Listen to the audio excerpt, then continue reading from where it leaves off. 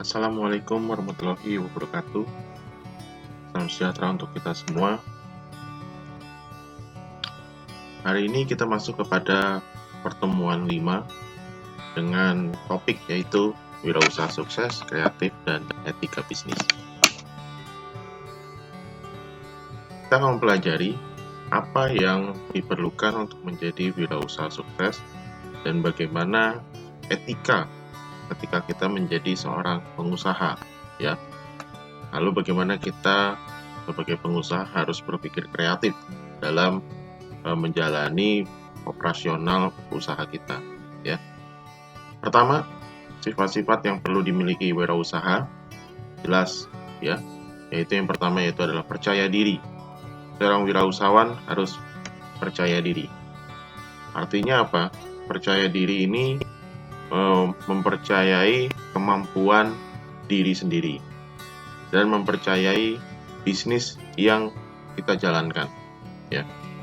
Pertama itu, ya. Lalu yang kedua, seorang wirausaha itu berorientasikan pada tugas dan hasil, ya. Berorientasikan pada tugas dan hasil. Jadi operasional penting, tapi hasil lebih penting, ya. Hasilnya lebih penting. Yang ketiga, berani mengambil risiko, ya. Seorang wirausahawan berani mengambil risiko. Karena pendapatan itu sesuatu hal yang kemungkinan tidak pasti, tapi berani mengambil risiko untuk memperoleh pendapatan tersebut dengan modal keyakinan, modal usaha, modal infrastruktur, ya. Jadi berani mengambil risiko dari segala modal yang sudah dikeluarkan. Lalu yang keempat, memiliki sifat kepemimpinan, ya, mempunyai leadership yang bagus, ya, tidak mudah diombang-ambing, tegas, ya. Jadi seorang pengusaha itu memiliki sifat kepemimpinan yang baik, ya, mampu mendorong atau mampu membawa karyawan-karyawannya menuju hasil yang diinginkan bersama, menuju goal yang diinginkan bersama. Itu seorang pemimpin, ya. Jadi memiliki leadership yang bagus. Yaitu yang kelima, orisinil, ya. Memiliki keorisinilan. Artinya apa? Artinya tidak copycat, tidak meniru-niru bisnis yang ada secara utuh, ya. Boleh meniru, tapi harus dimodifikasi, ya. Bisnis itu harus dimodifikasi. Meniru boleh, tapi harus dimodifikasi. Harus memiliki kontribusi atau diferensiasi yang memiliki diferensiasi dibandingkan usaha-usaha yang lain. Jadi harus orisinil. Idenya harus orisinil. Walaupun mungkin core bisnisnya sama, bisnis utamanya sama, jenis bisnisnya sama, tapi harus memiliki diferensiasi, ya. Jadi karyanya itu harus orisinil. Lalu yang terakhir, yang keenam adalah berorientasi kepada masa depan, ya. Jadi berpikir jangan jangka pendek. Seorang wirausahawan itu berpikir jangka depan, jangka panjang, ya. Berorientasi kepada masa depan. Itu sifat-sifat yang perlu dimiliki oleh seorang wirausaha. Nah, ini ada yang tadi sudah saya jelaskan, ya. Nah, ini saya memiliki gambar yang baik untuk saudara. Ini gambarnya Dwayne Johnson, ya. Lalu Idris Elba dan Jason Statham. Pengetahuan memberi Anda posisi atau jabatan, tapi karakter memberi Anda respect. Nah, ini yang paling penting, ya. Pengetahuan memberi Anda posisi atau jabatan, ya. Kalau kita pintar, kita memiliki ilmu yang banyak, gitu, ya, itu hanya memberikan posisi atau jabatan. Tapi untuk membuat kita tetap memiliki jabatan tersebut adalah karakter. Karena karakter memberi kita respect, memberi kita dihargai oleh orang lain, dihormati oleh orang lain. Itu karakter. Makanya tidak hanya cukup memiliki pengetahuan atau ilmu yang baik, tapi juga memiliki karakter yang baik. Itu penting. Menurut Bygrave, ada beberapa karakteristik dari wirausahawan. Sini kurang lebih ada 10. Itu dream, decisiveness, doer, determination, dedication, devotion, details, destiny, dollars, distribute. Apa sih ke-10 ini? Kita coba lihat ya. Karakteristik dari wirausahawan yang berhasil. Memiliki 10D menurut Bygrave. Dream ya, D pertama itu dream. Mempunyai visi dan mampu mewujudkan impian. Jelas ya. Seorang wirausahawan harus memiliki visi ke depan dan mampu mewujudkannya. Jadi jangan cuma mimpi, tapi harus mampu juga untuk mewujudkannya. Kalau hanya visi itu hanya punya mimpi, tapi kalau tidak dijalankan, ya hanya sekedar mimpi di siang bolong saja. Jadi harus mampu diwujudkan. Lalu D kedua adalah decisiveness. Decisiveness itu cepat dan tepat, ya, cepat. Jadi setelah memiliki visi, cepat dilakukan, cepat diwujudkan, cepat dan tepat, ya. Ya cuma cepat, tapi harus tepat dan penuh perhitungan dalam mengambil keputusan. Tidak geradak geruduk, tapi penuh perhitungan. Ada perhitungannya, ya, penuh dengan analisa. Makanya saudara mempelajari entrepreneurship ini tujuannya supaya saudara punya perhitungan untuk mengambil keputusan. Ketiga, doers ya. Doers ini tidak menunda kesempatan yang dapat dimanfaatkan. Jadi ketika kita punya visi, wah saya mau menjalankan ini, saya punya ide ini, nah, nggak nunda-nunda untuk kesempatan yang dapat dimanfaatkan. Jadi begitu ada kesempatan, diambil. Begitu ada kesempatan, diambil ya. Kesempatan dianalisa, lalu diambil ya. Tidak menunda kesempatan yang dapat dimanfaatkan. Lalu determination. Determination ini mempunyai perhatian dan tanggung jawab tinggi serta pantang menyerah ya. Memiliki perhatian dan tanggung jawab tinggi serta memiliki sifat yang pantang menyerah. Jadi kalau misalkan bisnisnya sepi, jangan tiba-tiba wah sepi bisnis saya, tutup aja deh. Nah, nggak boleh begitu. Tapi harus pantang menyerah. Bagaimana caranya supaya bisnis itu running well? Bagaimana bisnis itu laris gitu ya? Apa yang harus dilakukan? Misalkan endorse atau ngiklan dan lain-lain. Nah, itu determination. Jadi pantang menyerah, punya perhatian, tanggung jawab tinggi. Tanggung jawabnya ini dalam bidang apa? Ya, tanggung jawab kalau misalkan kita punya karyawan. Jadi kalau punya karyawan, kalau sudah mempunyai karyawan berarti kita mempunyai tanggungan itu, ya, tanggung jawab untuk menggaji mereka secara utuh, ya, akan mensejahterakan mereka secara utuh. Atau tanggung jawab kepada konsumen, ya, janji untuk selesai misalkan kita memiliki jasa desain, janji selesai hari Selasa, ya hari Selasa harus selesai, ya, itu tanggung jawab yang tinggi. Itu memiliki tanggung jawab. Itu determination. Lalu dedication. Dedication ini artinya bekerja tanpa lelah, bukan tidak mengenal waktu ya. Bekerja keras ya. Pantang menyerah, bekerja tanpa hitung-hitungan waktu maksudnya ya. Tanpa hitung-hitungan waktu. Jadi ketika konsumen butuh, ya harus dikerjakan dengan semaksimal mungkin, tidak memperhitungkan waktu, kerja keras ya, kerja keras, lembur ya lembur gitu ya, bukannya lalu tidak tanggung jawab gitu ya, karena batas waktunya cuma sampai jam 5 sore, wah saya nggak mau lagi gitu misalkan ya. Kalau misalkan deadline-nya hari besoknya ya harus, kalau misalkan dipaksa harus lembur ya lembur. Itu artinya dedication, berdedikasi terhadap bisnis itu sendiri ya, bekerja keras tanpa mengenal waktu, tanpa berhitung-hitungan waktu ya, itu dedication. Lalu devotion. Devotion ini mencintai pekerjaan dan produk yang dihasilkan, mencintai bisnis sendiri, mencintai produk yang dihasilkan sendiri. Ini paling penting ini, karena berdasarkan dari sini kita bisa melakukan operasional lainnya ya. Ini mencintai pekerjaan dan produk yang dihasilkan. Lalu details. Details ini memperhatikan faktor-faktor kritis secara rinci. Artinya apa? Ketika kita memiliki karakter yang details ini, kita harus berpikir kritis. Apa nih yang kurang? Ya, apa yang kurang? Apa yang perlu diperbaiki? gitu ya. Itu perlu ya memperhatikan faktor-faktor kritis secara rinci. Lalu destiny, bertanggung jawab terhadap nasib. Ini seperti yang saya tadi bilang, bertanggung jawab terhadap nasib. Misalkan kalau kita punya karyawan, ya kita tanggung jawab terhadap kesejahteraan karyawan tersebut ya.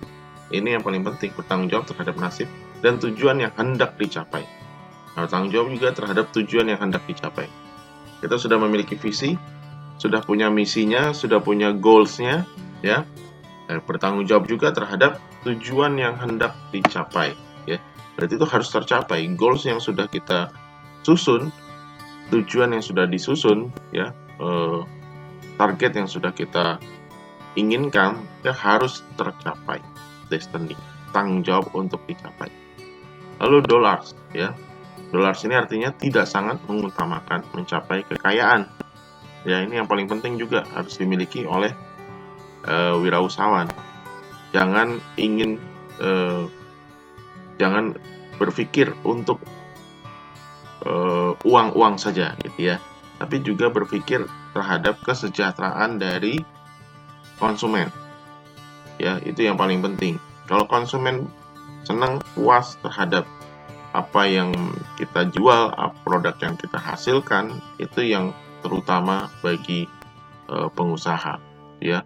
Karena pengusaha sejatinya adalah menjawab kebutuhan dari konsumen ya.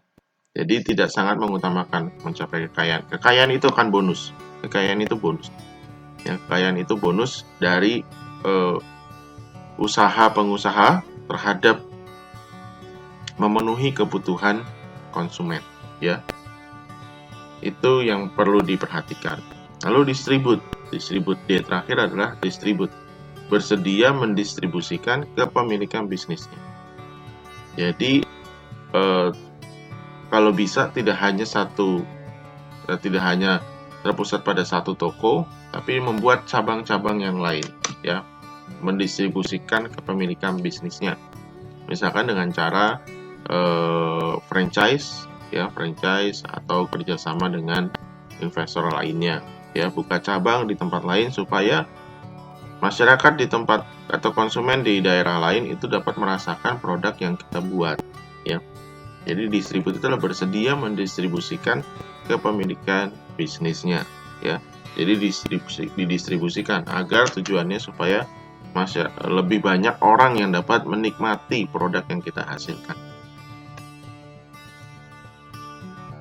Nah, ini saya punya quote sedikit, cara sederhana untuk hidup: bekerja saat mereka tidur, belajar saat mereka nongkrong, menabung saat mereka boros, kemudian hidup seperti mimpi mereka.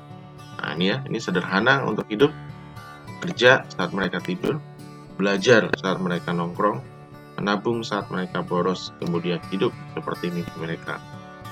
Ya, ini yang penting kita lakukan ya. Bekerja, belajar, dan menabung. Ini ada langkah menuju wirausaha sukses menurut Murphy dan Pack ya, Murphy and Pack. Pertama, ability to communicate, ambition, drive, college education, making sound decision, self-confidence, good appearance, getting things done with and through people, capacity of hard work. Nah, ini kita coba gali ya, apa itu. Nah, ini pakai bahasa Indonesianya sudah diartikan ya. Kemauan untuk bekerja keras ya, kemampuan untuk bekerja keras. Kita mulai dari bawah nih ya, dari bawah ke atas nih, capacity of hard work diartikan bahasa Indonesianya dari bawah ke atas, kemauan bekerja keras. Nah, ini sikap yang harus dimiliki sebagai modal dasar keberhasilan ya, mau untuk kerja ekstra. Jika kamu disuruh berjalan 1 mil, berjalanlah 2 mil. Nah, ini yang bagus sekali quote-nya ya. Sikap yang harus dimiliki sebagai modal dasar keberhasilan adalah mau untuk bekerja keras ya. Tadi saya kasih quote, jika kamu disuruh berjalan 1 mil, berjalanlah 2 mil. Artinya apa? Memberi yang ekstra, memberi yang terbaik ya. Unsur kedisiplinan memiliki peranan ya, disiplin. Kalau kau bekerja keras itu ya disiplin. Tahu waktunya kapan ya. lalu dilakukannya kapan. Nah, ini perlu ya. Jadi kalau misalkan kita punya bisnis, katakanlah bisnis kecil seperti buka nasi goreng misalkan, ya jam buka dan jam tutupnya itu harus jelas, ya nggak bisa seenaknya. Jadi disiplin memiliki peranan. Berusaha diiringi dengan doa dan tawakal. Ya ini paling penting ya. Jadi tidak hanya bekerja keras tapi juga harus berdoa. Karena Tuhan yang mengatur rezeki kita. Ya, Tuhan yang mengatur rezeki kita dari usaha dan kerja keras kita. Yang kedua adalah mampu bekerja sama dengan orang lain. Kemampuan bekerja sama dengan orang lain. Nah, ini juga penting ya. Kemampuan bekerja sama dengan orang ini juga penting. Memiliki banyak teman ya. Jadi kita mampu bekerja sama dengan orang lain, kita memiliki jaringan atau networking yang baik. Memiliki banyak teman sehingga kita mampu menjual produk kita, mampu menjual produk kita kepada teman-teman dengan baik. Karena lingkaran marketing pertama itu ya teman dulu, keluarga dan teman ya. Itu yang lingkaran marketing. Kalau kita belajar pemasaran itu ada beberapa circle, lingkaran paling dalam adalah teman dan keluarga. Jadi kita kalau mampu bekerja sama dengan orang lain, kita akan memiliki sukses, memiliki kesuksesan karena kita dapat menjual networking pertama itu kepada teman, ya. Lalu memiliki sikap dan tingkah laku yang baik dalam masyarakat, jelas ya. Kalau kita berperilaku baik dalam masyarakat, bisnis kita juga ikut baik, ya. Nah ini mengilmu manajemen, ya. Apa sih manajemen itu? Manajemen itu sebenarnya artinya adalah seni untuk menggunakan tenaga orang lain agar mencapai tujuan yang telah ditetapkan. Itu arti dari manajemen. Jadi manajemen itu seni, ya. Seni itu bukan ilmu yang pasti. Jadi banyak cara untuk melakukannya itu namanya seni, ya. Seni untuk menggunakan tenaga orang lain. Seni untuk menggunakan tenaga orang lain agar mencapai tujuan yang telah ditetapkan. Ya. Jadi kalau kita mampu bekerja sama dengan orang lain, karena kalau sendiri pasti tidak bisa, ibarat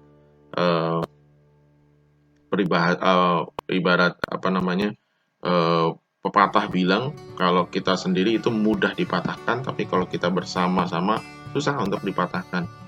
Maka dari itu kita harus mampu bekerja sama dengan orang lain, ya. Jadi dengan cara manajemen, kalau kita definisikan manajemen itu adalah seni untuk menggunakan tenaga orang lain agar mencapai tujuan yang telah ditetapkan. Lalu berpenampilan baik, ya. Berpenampilan baik ini bukan hanya sekedar dari body face saja, cakep atau cantik, rapi atau tidak, tapi juga memiliki kepribadian yang baik dan jujur, ya. Penampilan baik ini bukan hanya dari sekedar fisik, walaupun itu penting juga. Fisik itu penting, ya. Kalau kita berpenampilan baik itu memiliki aura dipercaya oleh orang lain, ya. Dipercaya oleh customer, dipercaya oleh kreditor, dipercaya oleh investor misalkan. Nah, itu penting. Berpenampilan baik itu penting, tapi yang lebih penting lagi adalah baik dan jujur. Ini yang paling penting. Nah, berpenampilan baik itu penting, tapi yang paling penting lagi adalah memiliki pribadi yang baik dan jujur, ya, baik dan jujur. Yang keempat itu yakin, ya. Yakin ini artinya adalah memiliki keyakinan diri akan kesuksesan setelah berusaha. Ya, yakin akan sukses. Yakin bisnis kita ini akan sukses. Sehingga dengan yakin kita dapat melangkah pasti, tekun, sabar, dan tidak ragu. Yang kelima, pandai membuat keputusan. Ya, membuat keputusan ini ada beberapa opsi. Caranya adalah pertama ada alternatif pilihan, lalu harus memilih, menetapkan pertimbangan dengan matang, kumpulkan informasi atau pendapat orang lain, dan setelah itu ambil keputusan. Jadi keputusan tidak hanyalah jalan singkat, tapi harus memiliki beberapa proses. Pertama kita kumpulkan alternatif yang ada. Lalu setelah itu dipertimbangkan, ya, dipertimbangkan dengan matang. Setelah kita pertimbangkan dengan matang, kita minta pendapat orang lain, minta pendapat teman, minta pendapat karyawan kita, minta pendapat dari rekan-rekan bisnis yang lain. Setelah itu kita membuat keputusan. ya. Ini cara membuat keputusan. Lalu ada yang keenam, ini menambah ilmu pengetahuan. Dengan cara apa? Dengan pendidikan. Jelas seperti yang saudara lakukan sekarang ini adalah menambah ilmu pengetahuan saudara dengan pendidikan, ilmu, dan keterampilan yang dimiliki. Jadi jangan berhenti untuk belajar, terus belajar, ambil seminar-seminar, ambil webinar-webinar yang ada, supaya kita memiliki pengetahuan atau memiliki ilmu yang baik untuk memulai usaha, ya. Karena sebagai pengusaha itu banyak yang harus dilakukan, ya, tidak hanya operasional saja yang diperhatikan, atau tidak hanya penjualan saja yang diperhatikan, tapi bagaimana kita mengatur keuangan, bagaimana membayar pajak, bagaimana melakukan human resource, ya, bagaimana mengatur karyawan, ya, ada HRD, itu ada ilmu-ilmunya, dan pengusaha harus mengerti itu semua, ya, harus tahu itu semua, karena dia pemimpin dari divisi-divisi tersebut, ya.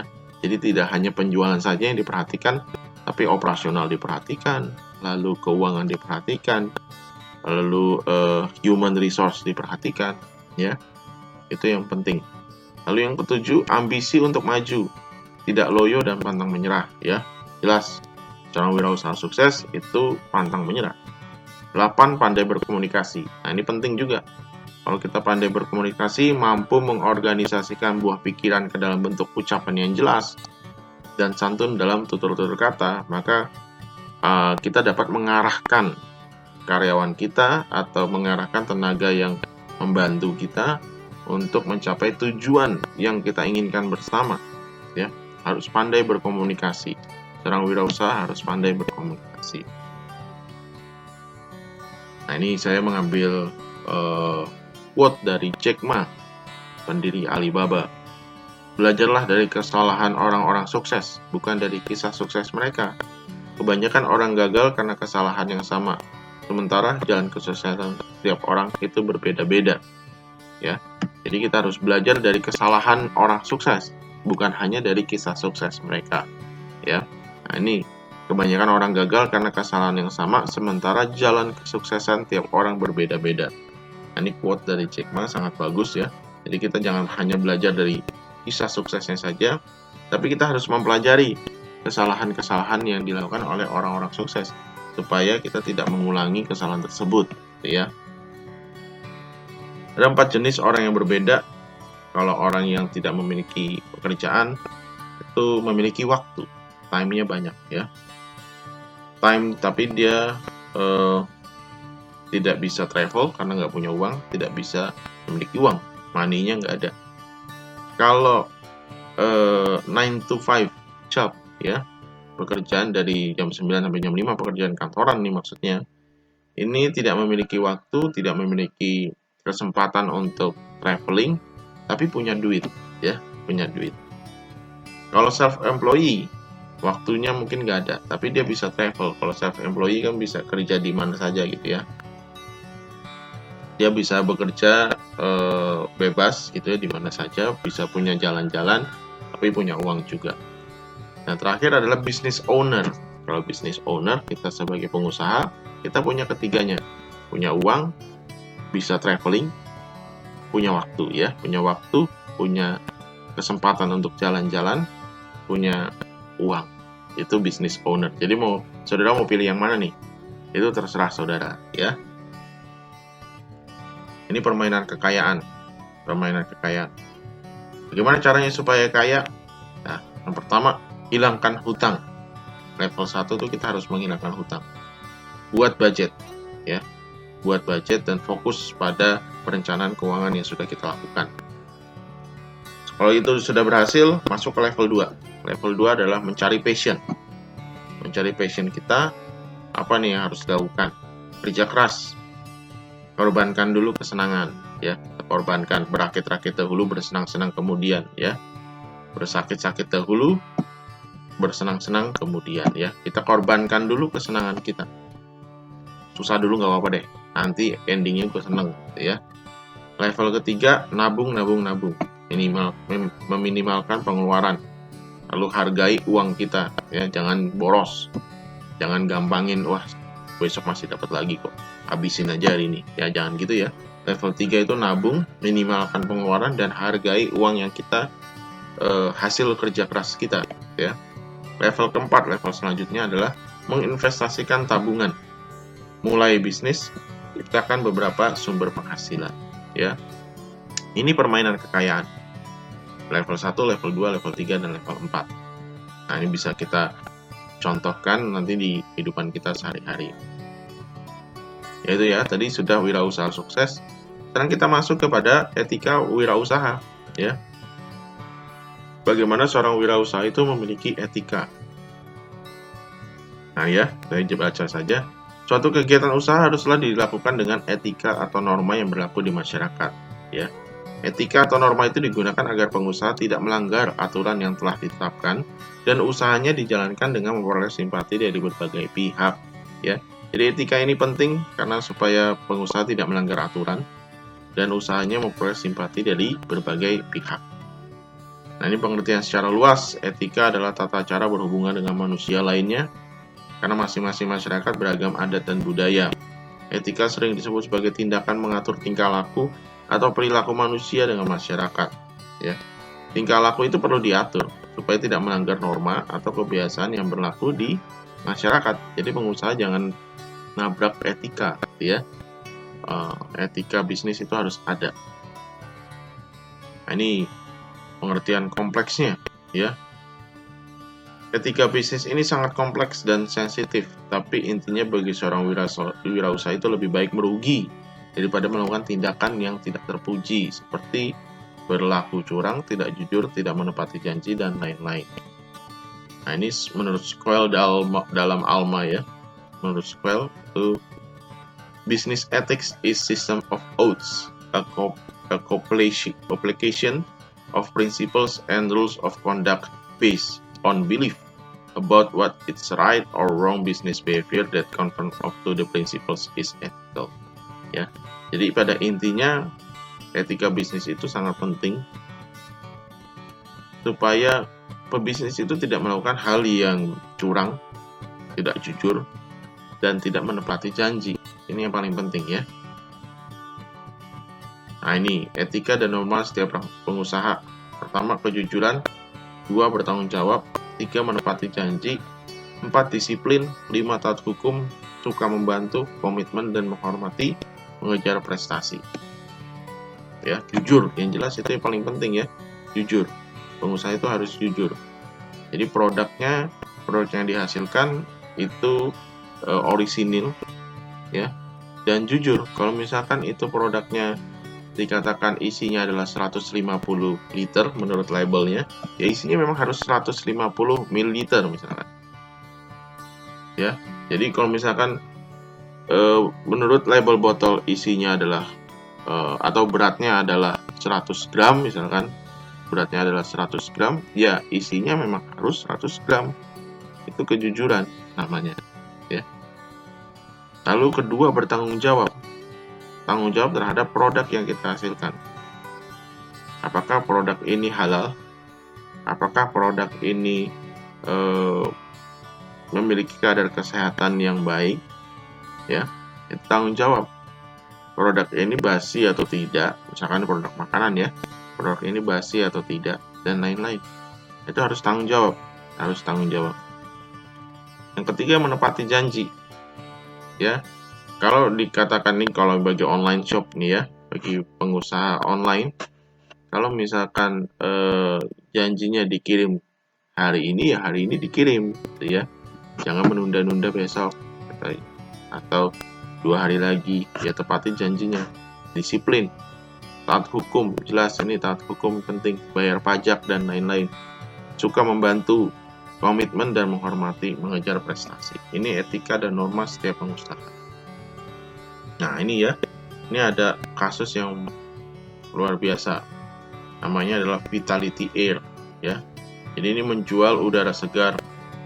Lalu dalam setahun meraup untung miliaran. Nah, yang Vitality Air ini menjual udara dalam botol seharga 280.000 dan mereka telah menjual sebanyak 40.000 botol ke seluruh dunia di tahun 2016. Ya, kesimpulan adalah kamu tidak perlu produk yang bagus, kamu hanya perlu tahu apa kebutuhan dari konsumen kamu. Polusi di Cina itu masalah, ya. Jadi ini polusi karena di Cina ini ada polusi itu masalah. Nah, udara segar itu solusi. Makanya ada demand dan supply. Demandnya itu adalah masalah ini polusi. Lalu kita mencari solusinya adalah udara segar. Kita bikin udara segar agar dapat dihirup oleh masyarakat yang terganggu pernafasannya karena polusi. Nah, ini namanya Vitality Air. Hanya jual udara. Jual udara dalam botol harga 280.000, tapi ini udara yang segar, udara yang bersih. Mungkin di pegunungan, di hutan dan lain-lain ya, yang bersih. Tujuan dan manfaat etika wirausaha. Tujuan etika harus sejalan dengan tujuan perusahaan. Manfaatnya adalah persahabatan dan pergaulan, menyenangkan orang lain, membujuk pelanggan, mempertahankan pelanggan, membina dan menjaga hubungan. Nah, ini yang penting ya. Jadi kalau kita mengedepankan etika, kalau kita melakukan etika dengan baik, etika wirausaha dengan baik, kita mampu menjaga hubungan dengan pelanggan, ya, mempertahankan pelanggan itu lebih mudah. Nah, ini paling penting ya. Jadi sebenarnya bisnis itu harus kepada customer oriented, jangan hanya pada money oriented, tapi harus kepada pemenuhan kebutuhan konsumen.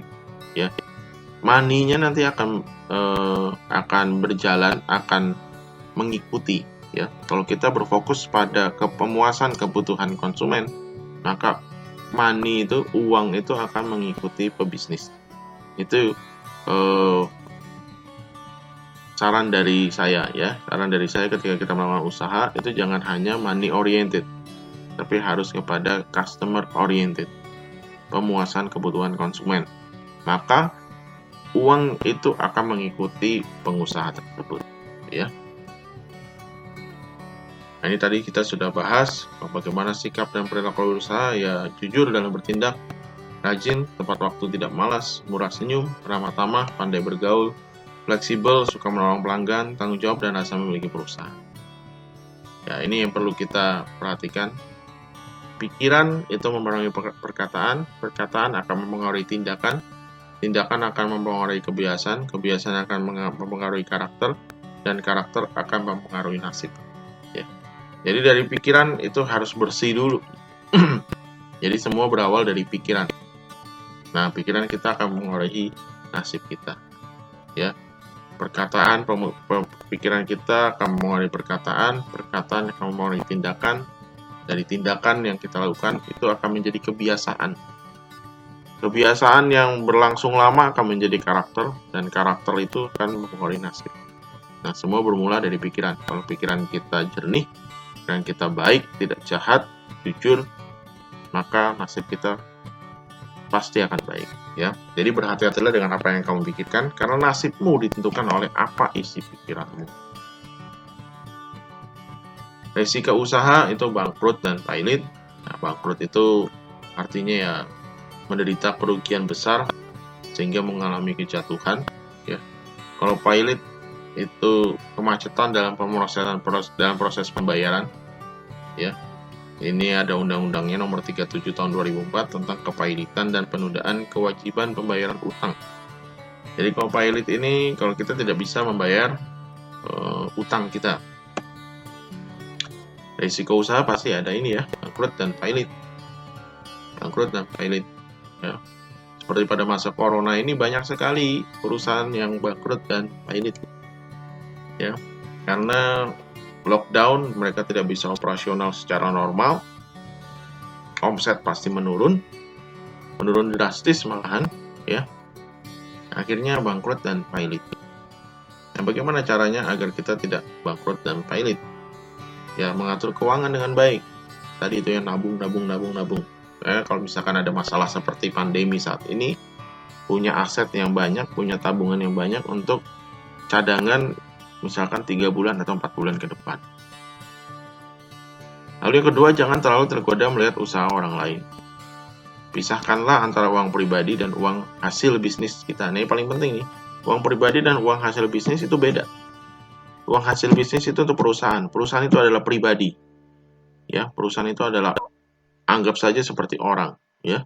Perusahaan itu orang sendiri, ya. Uang kita, uang perusahaan. Jangan dicampur aduk, ya. Ciptakan berbagai strategi yang efektif dan efisien. Nah, ini marketing langit, ya. Marketing langit adalah salah satu referensi bukan berbasis keilmuan marketing, tapi kita pelajari pada umumnya di dunia pendidikan. Tapi lebih kepada pendekatan kepada Yang Maha Kuasa. Salah satu marketing langit yang perlu dijalankan oleh setiap pengusaha adalah niatkan usaha karena ibadah. Jadi usaha itu karena ibadah, menyenangkan orang lain, memberikan kepuasan memuaskan kebutuhan konsumen, itu adalah ibadah. Berbaik sangka kepada Tuhan, bersandar kepada Tuhan Yang Maha Esa, pandailah bersyukur, merutinkan sholat duha, ini bagi yang muslim, kalau yang non muslim ya berdoa, rutinkan doa, merutinkan sedekah, berbakti kepada orang tua, memperbaiki spiritual diri, dan menjauhi riba.